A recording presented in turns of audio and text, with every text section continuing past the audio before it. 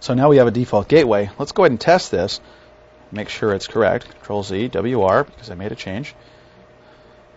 And go ahead and ping the gateway. Ping 192.168.10.254.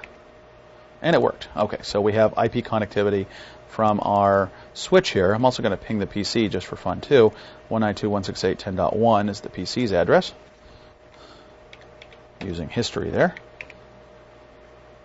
And the PC pings as well. You'll notice sometimes when you ping from a Cisco iOS device that for each successful one you get a BAM here, or an exclamation point. Oftentimes the very first one fails, but then every successive time afterwards it works fine.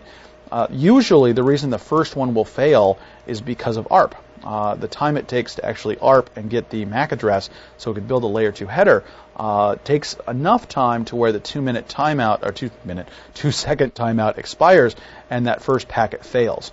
So that's usually what you get, that first period here, meaning it was unsuccessful, and the remaining ones are successful. I can even look at the ARP cache here on the switch by doing a show ARP. And we see that we have both our own address, 253. Notice it's not aging out ever. We have 10.1 and 10.254 in our ARP cache. And I did mention that there's a difference between the ARP cache and then the MAC address table on the switch. A ARP cache is a relationship between an IP address and a MAC address. And the MAC address table of a layer 2 switch is a relationship between a port and a MAC address. So let's take a look at the show command to look at the MAC address table on the switch. So show MAC-address-table is the full command here. Enter. In this case, we have 4 static ones. These are MAC addresses that are statically built in and set at the switch itself. And then we have 2 dynamically learned ones. We have the one that's going to port 1 and the other one that's going to port 24. And if you recall from me showing where the cables were plugged in, this one should be the one for my PC. And if I verify that with my ARP cache up here, since we just did ping it, we can see that it does match. 293E is the MAC address of my PC.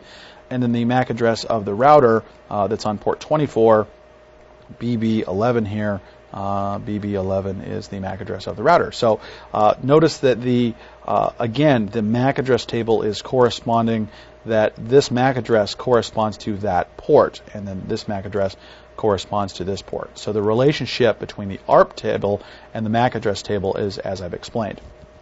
All right, let me show you a few other show commands here. Things that you use, you're going to find that ones you use a lot. Show run, I want to look at the running configuration, which I've already done that one once. Another very common one to look at is show version. I want to see the version of the operating system that's running on the router itself. So we see that we're running the Cisco Internetwork Operating System, or Cisco iOS. Isn't it funny how those acronyms all kind of blend together? You've got Cisco iOS, which is Internet Working Operating System. You've got the OSI reference model, which is the Open System Interconnect, and then you've got the ISO, which is the International Organization of Standardization.